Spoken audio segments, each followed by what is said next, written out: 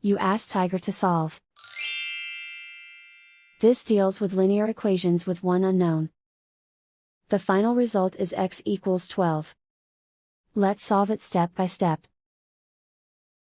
Group all constants on the right side of the equation. Subtract 6 from both sides. Simplify the arithmetic.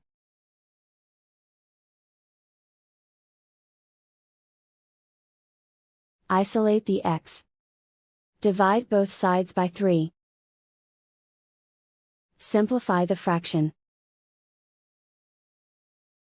Find the greatest common factor of the numerator and denominator.